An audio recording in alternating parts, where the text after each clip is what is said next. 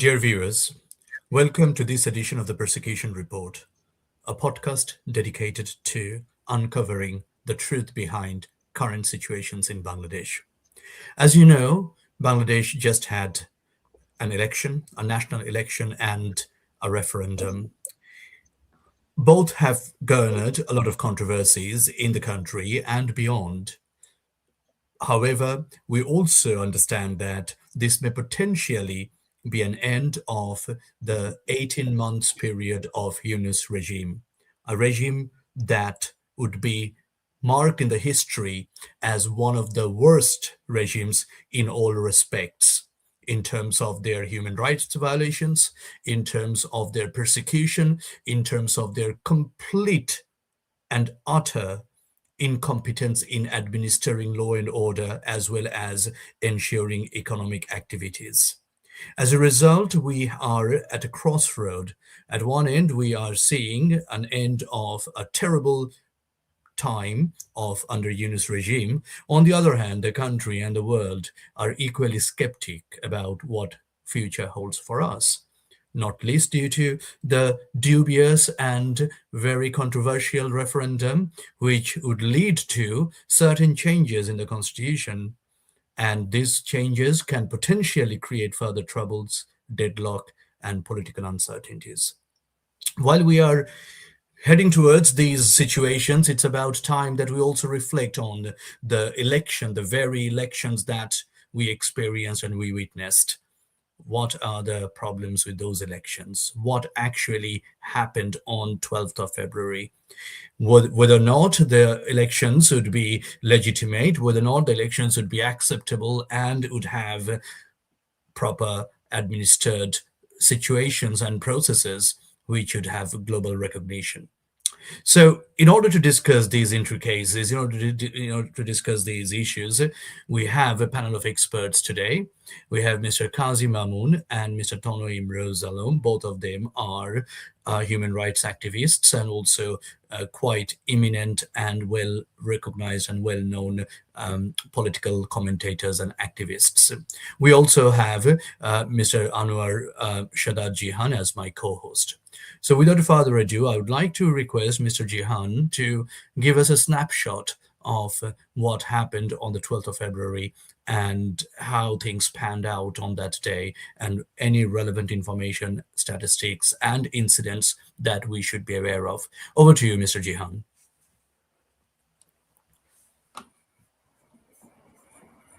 Thank you, Professor Day. And also at the same time, many, many thanks to those who used to mock and criticize the 2018 election and who used to point out the irregularities of the 2018 election. Because now we have the greatest circus of century, the 2026 election. 10 years from now, not only the Bangladeshi people, but the world will know what happened in 2026. Bangladeshis went to the polls this 12th February with a hope to have a new beginning. But what we have seen on that day of election and the day before are anything but your regular, normal aspects of an election. From vote buying, abuse of money, to ballot stuffing that started even before the night begins. You know, people used to mock the 2018 election about night ballot and whatnot. But this time we have seen that the election began late afternoon. So let me go over some of the irregularities of this circus, which will help shine some light into the overall scenario here.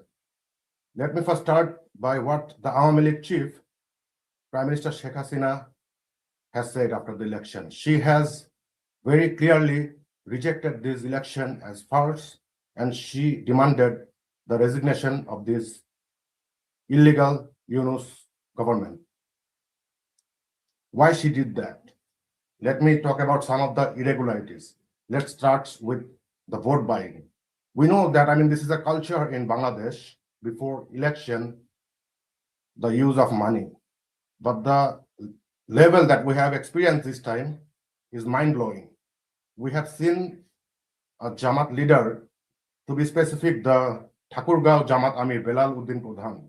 He was caught at the airport with Bangladeshi 74 lakh taka, just casually carrying 74 lakh taka, as if it is nothing. The goal was to buy vote, use this money to manipulate the election. Similar incidents occurred throughout the country, in Borishal, in Nauga, in Kumilla, everywhere. We have seen people being caught with cash, huge sum of cash. The goal here was to manipulate the election. The Asian Network for Free Election found this vulnerability to be very risky, because this turns the act of voting into a commercial transaction.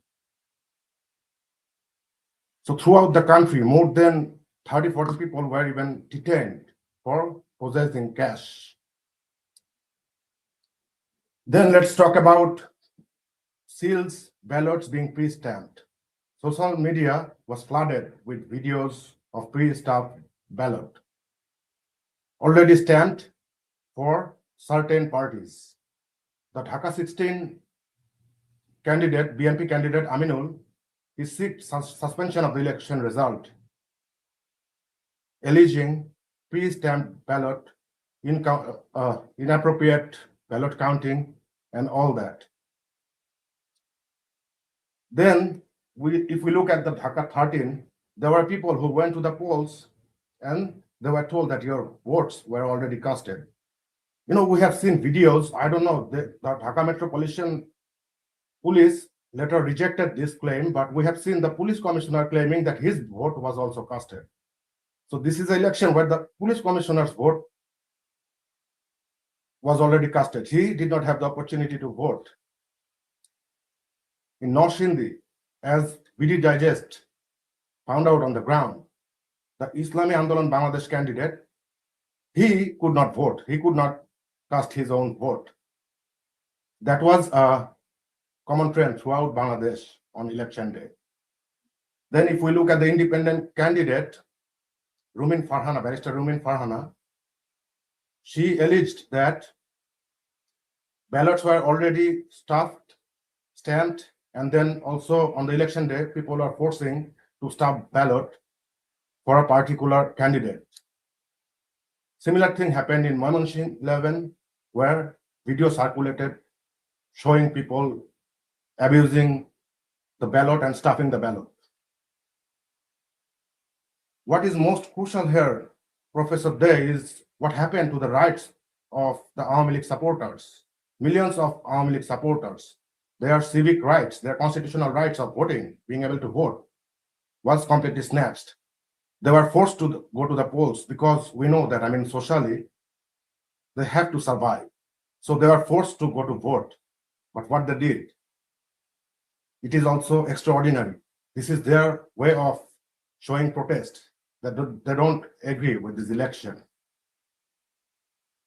Then, not only the pre-stamped ballot or ballot stuffing, then the election ended, and it was time to count the vote.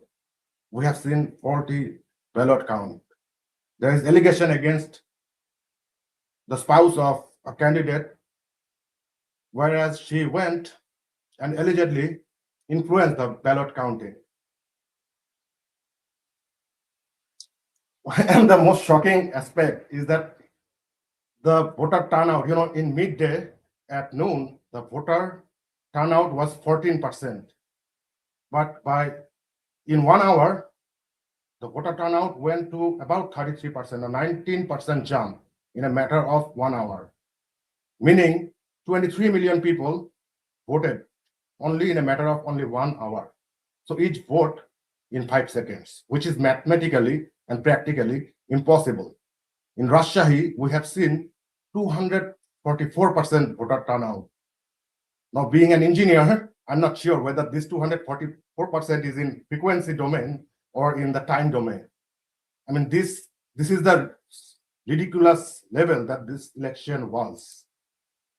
It is completely mathematically impossible. We cannot have 244% voter turnout. So again, to conclude, I would again go back to what Awami League Chief Sheikh Hasina's son, Mr. Sojib Wajed Joy, stated after the election, that this election was sham. But being a democratic party, Awami League respects democracy, so Awami League would be willing to see what the future holds. But again, Prime Minister Sheikh Hasina has rejected this election, and she demanded the cancellation of this election and demanded resignation of Yunus. I hope that this helps shine the light into the overall election. Back to you, Professor Dev. Thank you very much, Mr. Jehan. That's very insightful. And also for our viewers, I think I should add a couple of more stats or information. One being the total vote cast. And we have heard about some of the irregularities which Mr. Jehan said. Even if we take those irregularities or if we factor those into the equation, even after that, the total vote cast during these elections was roughly around 60% according to the Election Commission. And this is the lowest voter number under any apolitical administration since 1991. So if you look at 1996, 2001 and 2008, if we consider these three elections, which were also administered by neutral apolitical caretaker governments or interim governments, the voter turnout was between 75 to 80%. So we can clearly see 20% less than 2008. So it's not about the inclusivity of parties. We know that the Awami League has been forcefully kept out of the elections, but also it's about people's participation. This government should not feel complacent or content because the 40%, according to their statistics, actually the actual number could be a lot higher. 40% of the voters did not show up during the election day. So inclusivity is the first major concerns that we can see. And I would like to invite Mr. Alam to reflect on that inclusivity in terms of voter number, inclusivity in terms of political parties' involvement, and also inclusivity in terms of the different race, gender, ethnicity, and also religious background people being involved in the electoral process. Over to you, Mr. Alam.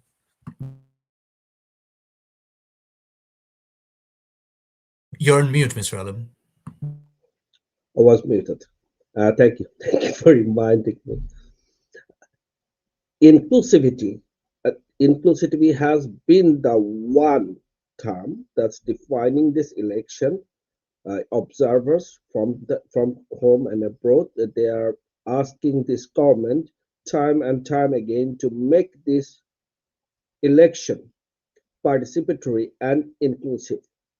That has not happened. And when they mean inclusivity, we know the diplomatic languages. Inclusivity they are referring to is the inclusiveness of all political opinions, which includes Bangladesh Awami League, the largest political party of the country. As we have seen, if we take which year was the 2008 election, the most recent election, which according to their standard was a free and fair election. Let's, for the sake of an argument, we take that into consideration. We could see Bangladesh Awami League's vote count was 48%. Again, 6 to 7% of the vote counts were also in favor of progressive political parties and moderate political parties. So 48 plus 6 to 7, you can say 54 to 55%. So anyway, it is without Awami League, it is now without the other parties, it is 48%, almost the half of the voting counts. And with Awami League, it's 48 plus another 7% is 53, over 50%. In this election, what we have seen is that this 50% people, over 50% people, that didn't have a political choice. When I say didn't have a political choice, I mean that they did not have a left-wing alternative. Wherever we go in the world, we see two political fractions among the people. The right wing, let's say for United States, center right wing is the Republican Party, and the center left, which is the Democratic Party, the progressive and the conservative. Same in Britain, Labour Party, the progressive, then you have the Tories, the conservative sides. In this election in Bangladesh, we have seen the progressive side, led by Bangladesh Awami League, was not able to participate. They were barred from participation in the festivity of democracy, which is an election, national parliament election. So this election was not inclusive. Without 50% of the people, you cannot call an election inclusive. Plus, we have seen government officials and the advisory council members. They are taking sides in the election. It's not free, it's not fair. We are seeing Jamaat Islami and BNP. They are lobbying for appointment of district commissioners, magistrates, police officers in the constituency who belongs to their party. We have seen this government hiring people who retired 10, 15 years ago to the government positions again just because they hold a particular either Jamaat Islami or BNP political ideologies. In such situation, we could not say this election was free, this election was inclusive, this election was fair, and when it comes to the participation of the religious minority, it is well known in Bangladesh and everywhere else, the Bangladesh's main religious minorities, the Hindu communities, they always vote for Bangladesh Awami. They have been seen as the vote bank, the 8 to 10% vote bank for Bangladesh Awami League. Why they do that? Because Bangladesh Awami League has the idea of secularism. Bangladesh Awami League which Bangladesh Awami League promotes inclusivity and what's enshrined in our constitution, a Bangladesh regardless of race, religion, and gender. What happened in this election in the rural areas, not in the urban areas, that BNP Jamaat Islam thugs, to ensure participation in the election, they threatened the minority communities. We have seen videos of it. We have seen leaders of parties going to the Hindu communities and saying, if you do not come to election, we're going to burn down your houses, your whole community. These are evidential. So whatever presence of Hindu communities we have seen in the election, it was because of the threats and intimidation. They did not have any choice. They did not have any choice to boycott this vote. Also, they did not have the choice of participation because their political opinion part as well, which is Bangladesh Awami League, then this must be said here as well that to our audiences that in any country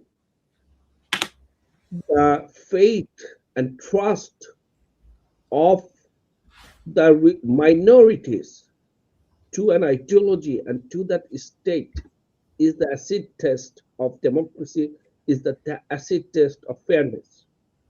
And Bangladesh Awami League, by earning that trust from the religious minorities, we know that in Bangladesh, religious minorities are vulnerable. These vulnerable people trust Bangladesh Awami League. That speaks the volume, Mr. Dev. Thank you so much. Thank you very much, Mr. Alam. And you have expressed deep concerns about the inclusivity of the election. And Mr. Mamun, how do you see this from the human rights point of view and also from the from the democratic rights point of view, that that a significant part of the population couldn't exercise their citizen duty as they were taken for ransom, that either you vote for a center right party or for an extreme right party. So they were not given a wide set of options. How do you analyze that? So I think we are making a mistake here when we are saying that there is a political party that was suspended, like Bangladesh Awami League, because it's not just a political party, right? So because like when you are saying that like, oh, there's one political party that was suspended, it doesn't mean just a political party. Mr. Tariq Rahman himself is saying there were 51 political parties attended this election. So it's not really like a right way of explaining the situation here. If you look in the West, so everywhere, not just like let's say like I'm in Canada or Jihan here is in the States or UK, there are always two sides, right? So if you look at the like let's say Democrat Party, or we have the Republicans, imagine an election being held only with Republicans or only with Democrats. Same in the UK, like Labour Party or the Tories, Conservatives. So if you try to do like a poll and only one party was allowed to participate, that's exactly what happened. Like we are forgetting that the people who contested against each other, like the Jamaat Islami and BNP, they were in the government within an alliance before. That's not new to Bangladesh, that they are actually the same ideological background people. They are the right wing in Bangladesh. So the entire, it's not just Bangladesh Awami League, there is also the third largest party. Bangladesh Awami League is the largest party. There is also the third largest party, Jatiyo Party. That's largest group of the Jatiyo Party was also not allowed to participate. So now you have one party, you are one party that they actually are subdivided into two different groups, and they contested against each other. And they knew that what is going to happen during the election day, because you saw on media, you saw like how BNP leaders are begging for Awami League votes. Because it's not just Awami League votes, it's the entire left wing. So that's the mistake we are making. So now coming to like even like let's say like okay, this is a party. This is the party, not okay. When you say a party, this is not also a party just largest in Bangladesh. This is also the fourth largest party in South Asia. It's a voice you are suppressing. It's like a voice in a region in the world. That's what you're doing. You're hurting not just a country, also the entire region. Like that entire region, like the left like people who are in the left, they are being impacted by it. And also, who are you promoting? You're promoting the extremist people. You're promoting the people like basically who has caused trouble, like in the name of religion, who has caused trouble in the region, who has participated against the independence of the country. And these are the people are being established. Results, like we saw the results, election results, we saw the results during the election day when nobody showed up. That is the result. People already gave their verdict, but not showing up in the poll. Like according to our information, only on that point, Mr. Mamun, there was a sort of a narrative being spouted by Yunus and his minions that Awami League is gone. Awami League doesn't exist. But this low turnout, this 20, 30% or 40% people not showing in the voting center shows that they have still support amongst this huge number of population. I know many BNP supporters also did not participate in this election because they also know what happened previous night. They also know how the election engineering happened. Tariq Rahman himself answered a question when journalist asked that like what kind of election engineering happened. He himself admitted that they engineered the voters. So what does that mean? Like when you say engineering the vote? I would like to point out something to Dr. Day. That Dr. Day, according to our estimate, the election, 70% of the people boycotted the election. Only 30% came to the election, and within the 30%, probably 8 to 10% was rigged votes. So yeah, it's 70% no turnout. It's the people. 70% people spoke for Bangladesh Awami League. So like going back to my point, like if in any democracy, like the competition, that's what it works, right? Because like there is like left and right always. So like think of it like a football match. If one of the strongest team is not allowed to play, let's say like you're playing against like I'm pretty sure people in the West can relate to maybe American football, but it's the same what it is soccer, right? It's a World Cup. So if Brazil and Argentina, they're like two biggest power in soccer now. If one of them are not playing, now you divide Brazil to play in two separate teams, and then you held an election or the game, and what's the results gonna be? Would people show up for that? That's just a practice mess, you can call it. That's not an election. It can be a practice mess. Okay, we can expect like, okay, this is the quality Yunus can show, what kind of election he can hold, what kind of election he can have for people. That's just the showing that the Yunus is failed. He's not qualified to, like, not just for election, he failed in every aspect of running the government. So that's why my immediate reaction was he should just go. Because like he can't run the country, he can't run an election, he can't run anything. Because he couldn't like held together Grameen Bank either without corruption, without paying, like he couldn't pay his taxes. I think Yunus is just overrated by Western media. I don't see like any of his quality that actually being impacted, because like even like we're going off topic now. Like let's stay within the election time. How Yunus, like if you see like how they even treated the election, it was more of a referendum than the election for the government itself. Because nowhere you saw the government is actually asking people like, oh, please vote to elect your next party. No, they were asked to vote for ha or na, which is yes or no for his referendum. So that's not election. And like obviously government, when the moment the government starts supporting a single referendum, like towards like, oh, say yes to what, without an explanation and nothing, all of that people understood. I was surprised actually people's reaction, like how they reacted. Because like, yes, we were expecting probably, yes, after so many months of like turbulence in Bangladesh, after all of this, like people want to get rid of Yunus. Still they didn't show up in election poll.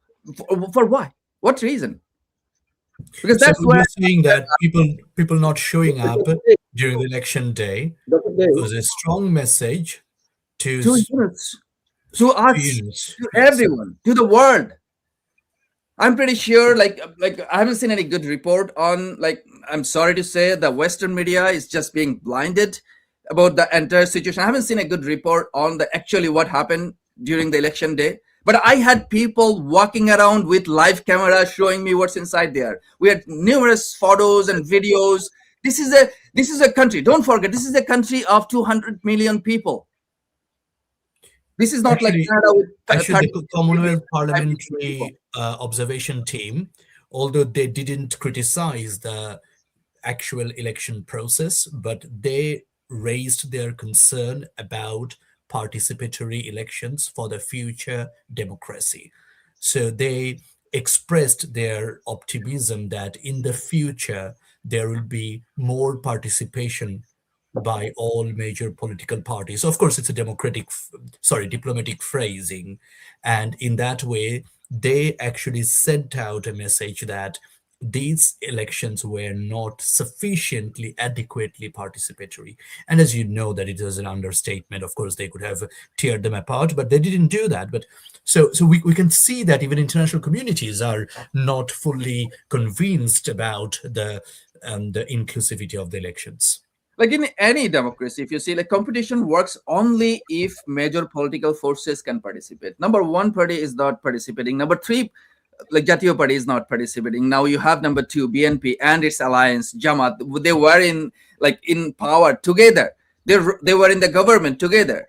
So like this is what it shows, like how the election was. Like the critics, like you're right, critics are arguing like removing such a large party means millions of voters, where effectively left without that like opinion. They cannot express what they want, right? If the voting day was peaceful, if the structure of the election was like balanced, then probably the situation would have been different. But like they showed what they are previous night too, right? Like the engineering Tariq Rahman is talking about.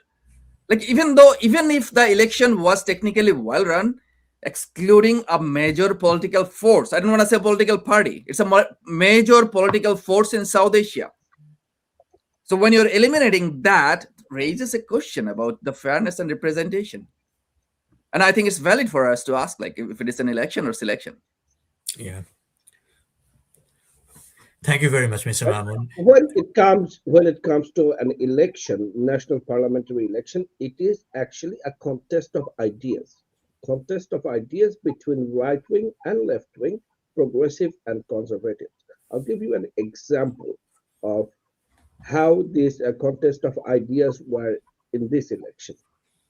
You know that women rights for a country like Bangladesh, where we have a large amount of conservative people who likes to create obstacles on the path of advancing the women's cause.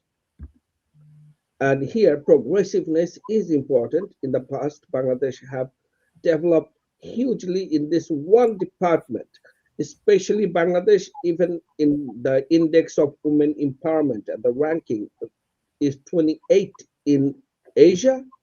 And among all developing countries, Bangladesh is at the top. This year, in this election, the extreme hard right, religious, political Islamists, Jamaat-e-Islam said they are promoting this idea to keep women out of the work, that if you stay at home, government will pay you money. Government will give you money for staying home. We haven't seen any opposition to that from the BNP, because a large number of BNP supporters also are in unison of this idea that women should, wear veil, they shouldn't go to workplace. I think They are conservatives. They're conservatives as well. So there was no opposition to it. Mr. Alam, I think one statistics, one single piece of stat can justify what you are saying. Since 1991, Bangladeshi parliament has shown progressively increased number of women and religious and ethnic minority people being represented in the parliament. So, but Exactly. this time, because the liberal, progressive, left political parties were not either participating or they were severely being restricted. So that's what we see, that only four religious and ethnic minority people are now in the parliament, which is the lowest number since 1991, and only 7 women MPs, which is again the lowest since 1996. And this is happening a country that was run last 30 years by women prime minister. Yes. So that shows that the shift is towards more conservative and religiously extremist And that's what I was saying. It's not a political force. Like you saw, like how women were suppressed even before the election, like how they were unwanted, they were name called, right? So like that's the message, right? That's what I'm saying. It's a political force you suppressed. It's not a party. Yeah. I mean, parliamentary candidates of Jamaat-e-Islami, they were calling the women students, the girls of the Dhaka University, harlots. They were calling women who go to work are harlots. On camera, before media, we have seen this, okay? The demonizing of women. It's like, oh my, like, it's unacceptable that we have earned so much in terms and so much sacrifices our women made to earn the progress we have today. It's been like for 100, 200 years, we have been fighting for these little rights we have. And so if effectively all the democratic and progressive achievements that we made over the years are all being completely destroyed by these Our elections. women fought on the street for the rights. It didn't come to them just like no one gave it to them. They fought for it. And I mean, gentlemen, if we consider Yunus regime was bad, I think we also have even bigger concerns because of this referendum or July Charter or whatever the nonsense that is. We are we may potentially be witnessing even worse time because of that referendum. Would you like to shed some light on that how it is going to fundamentally change the characteristics of the country and can push us into greater political uncertainties moving forward? But before that, I have a quick question. Whichever party will form the government, are they legally bound to implement this referendum? Will So they have to implement this referendum? the answer lies on, like, there is actually very interesting. Like, I would probably like rely on some of the lawyers we know of, like they are specialists in constitution, not like some sort of journalist coming out of, or writer coming from the states and writing our like without any consultation or nothing. Like, if you saw like how the entire thing happened, right? Ali Riaz, like, who is he to write a constitution? What kind of experience does he have? Is he a lawmaker? Because constitution is the biggest law for a country. We all know that. And he's not a lawmaker, he's not a lawyer, he's not like, who he's a writer. So is it like a storybook we are writing, or what are we talking about here? Are we talking about Or Kazi Mamun, I have another question. Or we know he is an academic, he's a professor.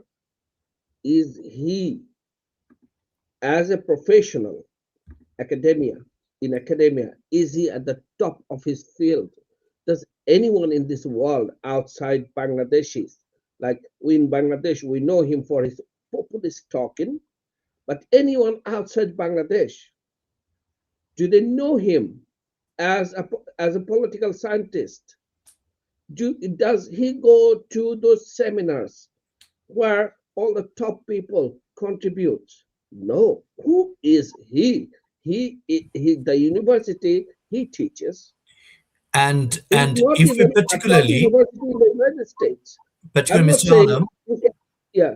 if you compare him with the people who actually drafted our 1972 constitution, they were the eminent lawyers.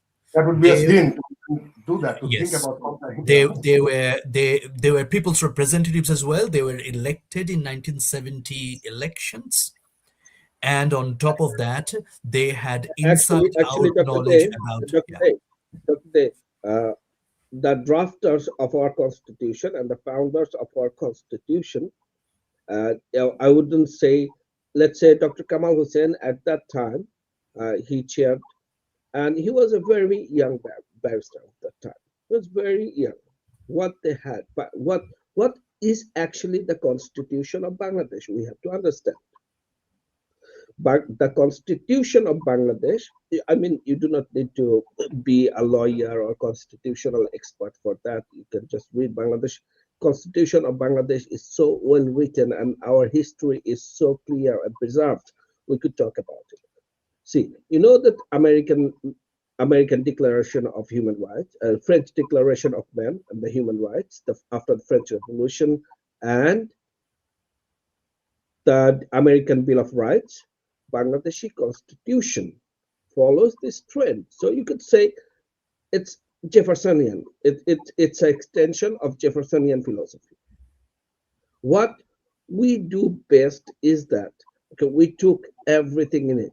The US Bill of Rights, the French Declaration, UDHR at that time available, all those Declaration of Human Rights, then we made it better. In the 1960s, we have the Declaration of Human UDHR, and then 200 years ago, all other charters, and then in this 20, 30 years, okay, whatever problem we have faced, and whatever they cannot include in UDHR because of political issues between different political corners and political clans.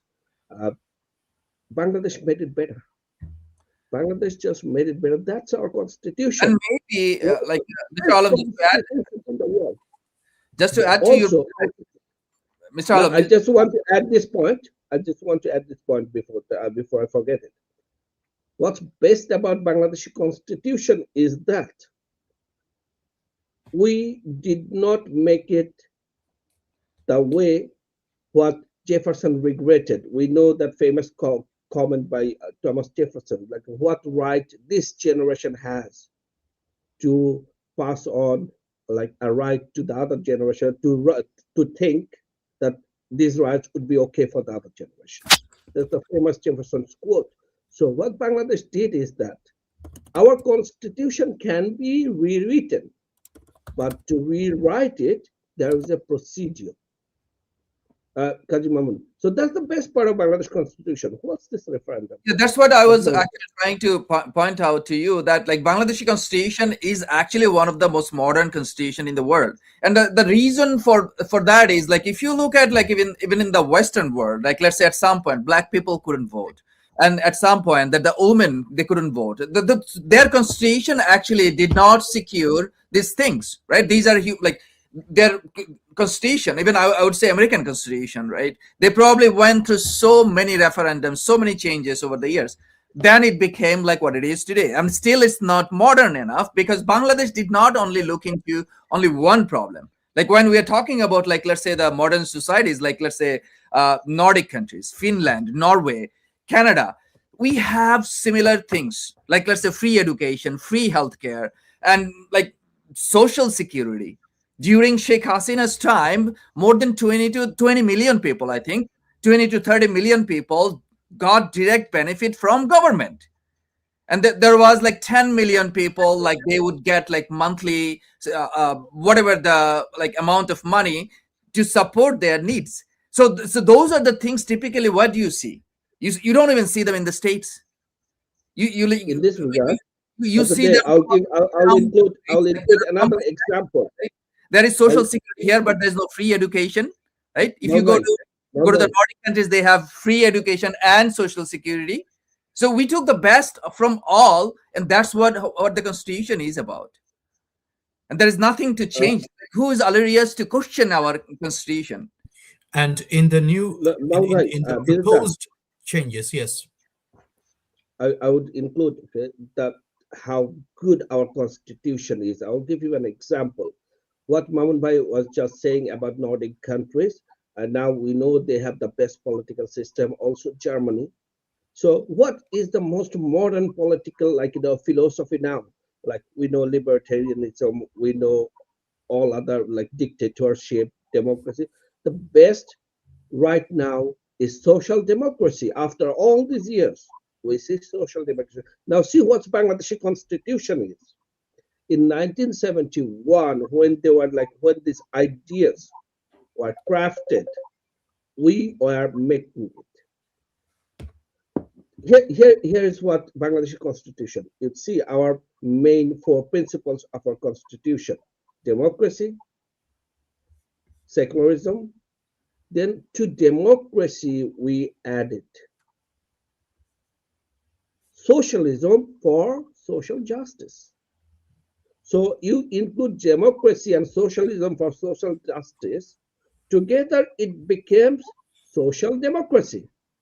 It's enshrined in the constitution of Bangladesh, in our 4 main principles. What Ali Riaz wants to do, change this main 4 pillar. One of their amendment is changing this main 4 pillars: secularism, democracy, then socialism for social justice. They want to change it. That's their proposal. One of the proposals that they could want to include like a religious equality and etc. Ambiguous talk without any, without being precise. Like you have to be exact when it comes to law. So to answer, also it should include broader context. That's exactly what they're doing. What happens if the parliament does not pass this referendum? BNP, after forming the government, they said that we don't want to pass the referendum. Okay, so that's what I was going to. Since this interim government itself is like unconstitutional, right? We all know that it's proven, and it starts all from the process to like the regulations. It's not just for one reason they are like you cannot say just a single reason why, what kind of legitimacy this government has. They don't.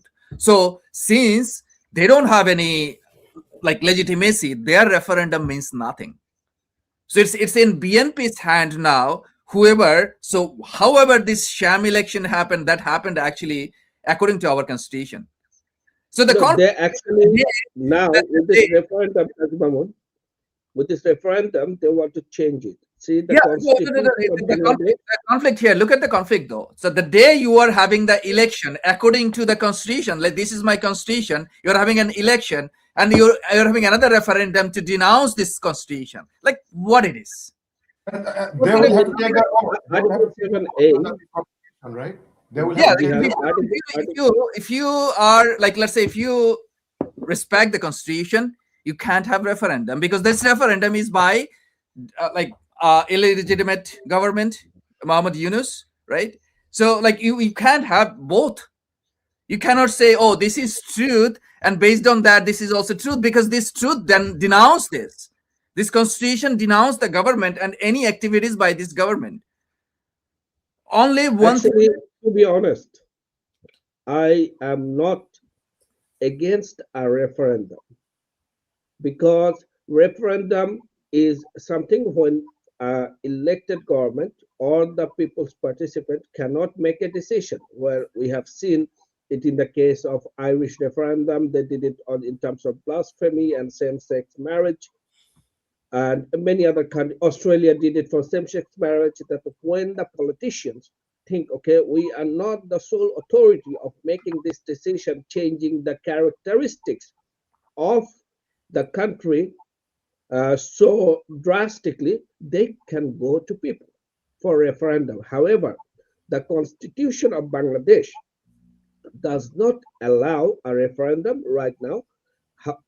What we could do, that since we know it is in line with the democratic principles and manner, a referendum, Bangladeshi constitution allows amendment of the constitution. So if the referendum is so important, the way should be go into the parliament, and the parliament with 2/3 majority amends the constitution. After the amendment, you can go for a referendum. However, the referendum, what happened right now, does not have any constitutional validity. It is unconstitutional. Now the second, what they're going to do, they know it. So in this referendum, one of the provisions they are including is abolition of Article 7, 1 and 2, the provisions of the Constitution. What Article 7 does? Article 7 ensures the sanctity of our Constitution, that this is the supreme law, that if you cannot have a law in this country if that violates this constitution. And even the suggested changes that Ali Riaz and his allies, it's just only few people together, they drafted the so-called July Charter. There is no public consultation before that either. Absolutely. And surprisingly, but not so surprisingly, that it doesn't even include democracy. No. Here is something. I'll tell you what Ali Riaz's interest here. Ali Riaz is a mediocre academic in the field of academia. If you read what he has done, it's on the internet. It's easy these days, okay, to just go search. See Ali Riaz's work. You'll see this guy is mediocre. He has ambition. He has dream. He wants to go sit down with great people, big people. He is not invited. He does not, like, they do not invite him. So if he could, like, proclaim himself before them, hey, I am I am the founder of a constitution. That is big, huge. So a mediocre academic going to say, I am the And we know founder of Dr. a Shahidin Malik and declined that's to be in his part interest. of this. So Dr. Shahidin Malik, who is very well known, a man of integrity, and he could sense that there was a potential, there was some mischievous plan by Yunus, naughty plan by Yunus, right? And he declined the offer, and then Ali Riaz was parachuted all the way from Illinois State University, which is, with all due respect, is not a top university in the US, right? Has been brought to Bangladesh to head this particular sham constitutional reform commission. And over the last 16 months or so, or 12 months to be precise, this constitution reform commission did a complete mockery with a bunch of Mickey Mouse political parties who do not have even more than 5 members in their party, who even do not get more than 100 votes in any elections. They were given the equal say in order to manipulate and dictate Yunus's own agenda. Am I right? Yes, and even they show the election vote count in the election was 60%, 50, according to the government. The vote count for this referendum is only 11% people. So it is like it's rejected by people. It is unconstitutional by law. If the most basic of state business is the most basic is rule of law. So the first question is it in accordance with the law? You had a chance to make it lawful. Go to the parliament, have the referendum. That makes it lawful. But they chose the unlawful way. And that's what it is. If you choose the Okay, unlawful gentlemen, way, I'm conscious of time. We just have got 7 minutes left. Briefly, already Mr. Jihan has actually highlighted some of the irregularities that happened. You guys also have touched upon that. So if you could just take us through. It's not just about the election day, even that from the day before we saw people carrying cash were nabbed by security forces, and also there were a lot of stuffing ballot papers and everything and other stuff we have noticed. Could you please just reflect on that? How does it impact the overall impression of the elections? Yeah, Mr. Mamoon, you can go first, please. Okay, so the bigger structural problem here is like the observers, they also pointed out this. There are 3 aspects. So number 1 is the political environment remains still what we have is highly polarized. Pre-election clashes, that's something showed the deep mistrust in the system and the election. And also the democratic norms are being fragile, right? So even if election day looked calm and the overall political climate was like we saw that the overall political climate was tense.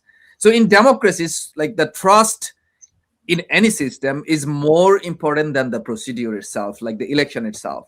So when you don't believe in the election, whatever the results you get, it doesn't really matter. If the large parts of the population feel excluded, they believe reforms were rushed, and they suspect that the voting counting, the irregularities they saw, then the political legitimacy of like whatever the government is there, it weakens. So it's today or tomorrow or 6 months from now, you have to listen to people and get their opinion if you really want change, right? Excellent. That's very insightful and very thought-provoking, Mr. Mamoon. Mr. Alam, any concluding remarks on the irregularities? This election was illegitimate. This election was illegitimate because it was not inclusive. Election is about celebration of democracy, a national parliament election. The festivity, it's a festival of political ideas, telling people what's coming to you next, telling people what our plan is for the 5 years, what's our plan for the 10 years, 20 years, plan from all sides, both sides. And based on that, people elect their representatives for next 5 years. It's as simple. for any country, for every country in this world.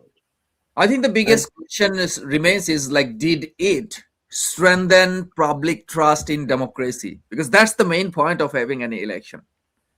No, it didn't. People rejected the election. Yes, exactly, exactly, absolutely. And because the election turnout in Bangladesh always is very high, 88%, 87%, 85%. We like it. It's like we do a month-long festival in entire country. Everything and also, flows. if you notice that the winning party, BNP, is also not very exuberant about their achievement. They're not showing a lot of what you can say expression of genuine emotion after the election results were declared. It looks And like it's all it is because No, Brazil no, is no, playing BNP against is their scared. enemy. yeah, Brazil is like playing against their home team. No, no, no. BNP is afraid. BNP is frightened. BNP is frightened. You know what? The change of Article 7 of the Constitution of Bangladesh, you know what it does also? I know BNP's founder was a dictator. However, BNP now wants to become a democratic party, at least in pen and paper. yeah, What it does, if we do not have Article 7, it allows unconstitutional forces to take over or to oust a constitutional government to yeah, democratically elected government. Now, if we do not have Article 7 and Article 7 in the Constitution, that means our military has a very bad reputation. Bad reputation of, you know, halting the democratic process. General Zia, interference into and politics. also, and not just halting the democratic process, killing the democratic leader. Leaders. Yes, So That, before that our military has that reputation. And Tariq Rahman, they're frightened without Article 7. Article 7 now imposed in our Article 7 enshrined in our constitution. Later, it was amended to make sure that, that these killings of political leaders by the military or any other actors should not happen again. So if this referendum comes through, Tariq Rahman, the prime minister, next prime minister, leader of the BNP, do not have that shield over him. The yeah, military can come, take power, or any other powers. And we are now hearing that our military is not just our military. Our military listens to the United States. Our military, one part of our military is thanks, controlled by thanks, the so Mr. Pakistanis, before some by we end, Turkish, I would like to some add by something. Indians, and so like anyone can harm anyone now. So we're in a Thanks, very Mr. bad situation politically with this referendum and this election. Mr. Jehan, very Yeah, brief. Yeah, very brief. Yeah. So before I end, I would like to address the people who will be forming the government. The first duty for you will be to remove this unlawful ban on the activities of Awami League. And as Mr. Tariq Rahman has mentioned that he would lead the country with the rule of law. So respecting the rule of law, you must reject this referendum at the parliament. This referendum must not pass to you. thank you very much, dear viewers. You have I just listened want to. to point out one point, Dr. Day, to Jihan. You do not need parliament. You need a court who is free and fair. This referendum is challenging Wouldn't the court. stand. One way that this referendum is not lawful. It doesn't have lawful Yeah, status. legal basis. Yeah, great. Thank you No very legal much, basis. gentlemen. Thanks, and thanks for your time and your valuable comments and your thoughts. Dear viewers, from this discussion, we understand that if Yunus regime was bad, then what is coming forward could be even worse, because that's what Yunus has planned. That's what Yunus and his gong have been articulating and have been planning over the years, not just in last 18 months. While we should, so many people should feel relieved that there was an election and there could be some transition to democratic norms and practices, but we are equally concerned that this parliament will have 70 odd Jamaat Islami members who could never get more than 10 seats or 30 seats maximum with an alliance in the past. So we are heading towards tough time. The secular, progressive, pluralistic, liberal identity of Bangladesh is very much at stake. I remind you a popular slogan which was very popular during the Spanish Civil War in 1936, no pasarana, which means they shall not pass. We have to remember that. All the Republican Spanish civil warriors were holding their line together against right-wing fascist regime. They fought till the last moment in order to save their political ideology, their belief, their country.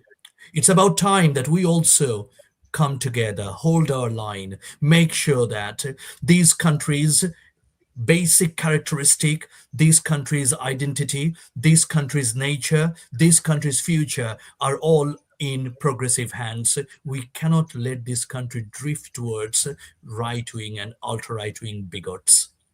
You stay well, stay safe. Till the next time, I'm Bidit Day signing off. Thank you very much.